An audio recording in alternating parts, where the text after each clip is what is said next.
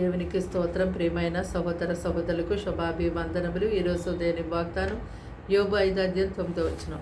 ఆయన పరిశోధింపజాలని మహాకార్యములను లెక్కలేని అద్భుత క్రియలను చేయవాడు. చూడండి, యోబు గారు ఎంతో శ్రమలో ఉండి కూడా దేవుడు పరిశోధింపజాలని కార్యములను లెక్కలేని అద్భుతమైన కార్యములను చేయవాడై ఉన్నాడని దేవుణ్ణి ఎంతో గొప్పగా కనపరుస్తున్నాడు. ఈ లోకంలో చూసినట్టయితే ఎంతో గొప్ప జ్ఞానం ఉంది. లోకంలో ఎంతో గొప్ప జ్ఞానులు ఉన్నారు. కానీ దేవుని మహత్తరమైన కార్యములను ఎవరు కూడా తెలుసుకొనలేరు.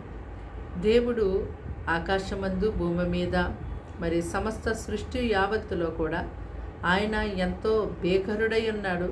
ఆయన యొక్క కార్యములు ఎంతో గంభీరమై ఉన్నవి. అయితే మరి దేవుని యొక్క ప్రజలైనటువంటి వారి లోకంలో ఉన్న జనులందరూ కూడా ఈ సృష్టిని బట్టి దేవుని ఎంతగానో స్తుతించేవారిగా ఉండాలి. మరి ఏవైనా అద్భుతమైన ఆశ్చర్యమైన కార్యాలు చూసినప్పుడు, వాటి గురించి విన్నప్పుడు ఎంతకంటే ఇంకా గొప్ప అద్భుతం ఏముంటుంది, ఎంతకంటే గొప్ప ఆశ్చర్యమైన సంగతి ఇంకేముంటుందని మనం అనుకునేవారిగా ఉంటాము. కానీ ఈ యొక్క లోకములో మరి ఎంతో గొప్ప అద్భుతమైన కార్యములు, ఎంతో గొప్ప ఆశ్చర్యమైన కార్యములు దేవుడు జరిగించున్నారు.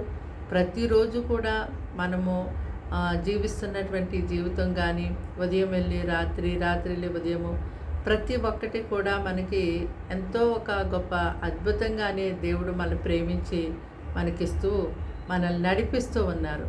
ఎంతకంటే ఇంకా గొప్ప అద్భుతం ఏముంటుంది?